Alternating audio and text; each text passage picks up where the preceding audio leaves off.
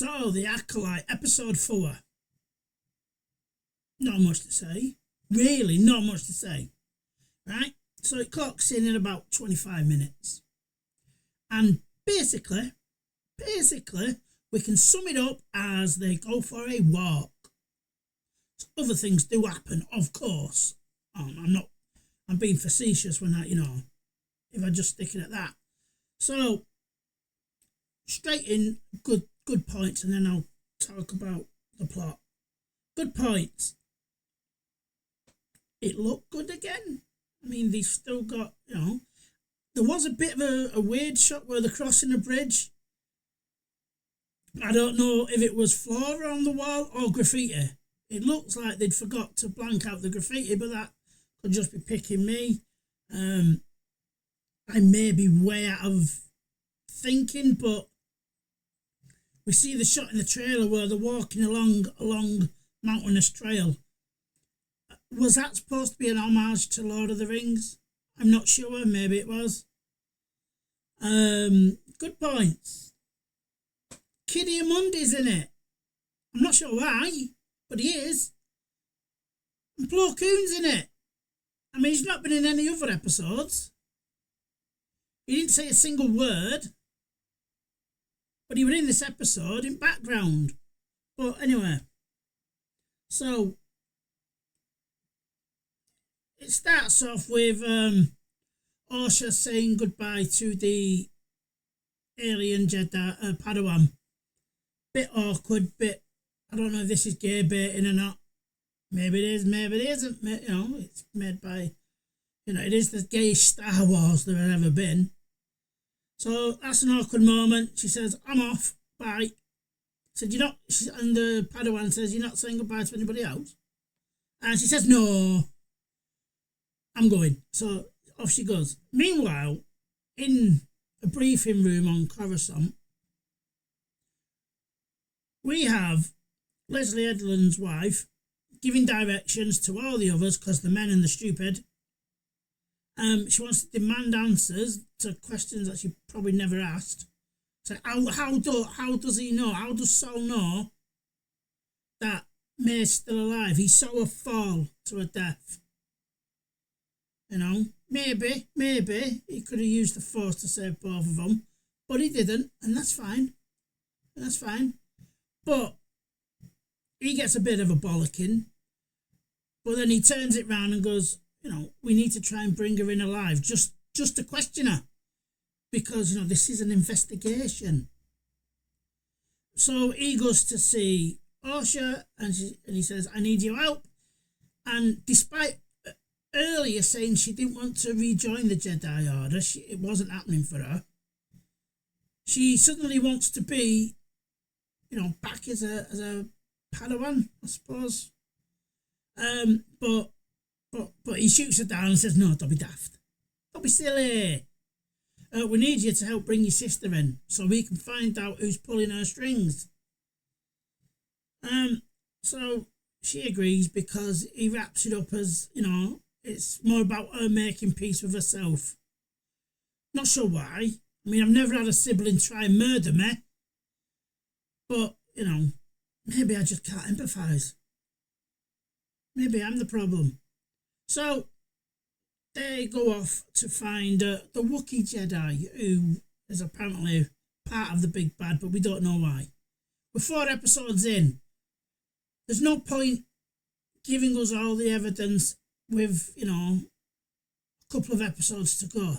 Give us more. What if this is supposed to be, well, the way they sold it was the rise of the Sith. All right. Well, we've not heard fuck all, really. I might be expecting too much out of 4 episodes in an 8-episode arc, I believe it is. Is it 8? It should be. So we're halfway through the season. And we've, not learnt a great deal. We know that something went down. We know that one of the Jedi Masters felt incredibly guilty for something. Although wouldn't that been a way to the path to the dark side for that? I'm not sure. The Force powers keep changing with Disney. Remember when it was just like, the magic wavy hand thing and force push or pull and force lightning. Now, whatever they need the force to do, the thread. Whatever they need the thread to do, it can do. So, as I said, they land on the planet looking for the Jedi Wookiee, which sounds incredibly daft. How's he going to communicate? Not everyone's fucking Han Solo instinctively knows how to speak Wookiee. I don't know. But anyway, they have, believe it or not, we've got fucking dogs in space. But it's not a dog, he looks like a hamster. And he's a sniffer hamster or fucking whatever it is. But it's his job to go find the Wookiee. So off they fuck. And that's where we get the nice little mountainous walking along the path scene. I like that, it looked nice. I don't know if it was real. I will say, again, fuck it, I've just watched it and it's already out of my head. When they land on the planet, May and discount Ezra Miller, it looks awful. £180 million. £180 million, and that was awful. Fucking was. Anyway, back to it. Oh, and we got pronouns in space because fucking Disney. Right? Some of yous won't mind this. Some of yous, fuck it, doesn't matter, does it? But it does. It's fucking forcing us to comply with this shit. Fucking pronouns in space. They say it once, I know. I know I'm being fucking over the top, but I don't care. I watch Star Wars to get away from modern politics. Right? Especially American politics. Leave your shit at the fucking door, because remember, this is going worldwide.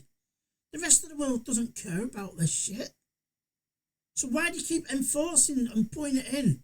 And before anyone says Star Wars has always been rogue, fuck off, has it? Eh? Or if it was very subtle, and I never noticed it. I never noticed fucking trans rights in... Oh, that's right, they didn't exist in the fucking 70s. You know? Talking about fucking diversity and representation. It's always been in Star Wars. Did you forget fucking Mace Windu? You know, never had black people in Star Wars. Did you forget Lando Calrissian? Never had black people in Star Wars. Fuck off with your silly fake battles that you don't need to fight because they've already been won, and they've been won by your previous generation, not by you. If you want to fight this fight, by all means, go fight it. But fight it in the right fucking place. And that right place is not America. It's not in the West. There's a fight to be fought for sure, but it's not here. Take your fight to the Chinese embassy. Protest, demonstrate out there. Take it to Middle Eastern countries' embassies.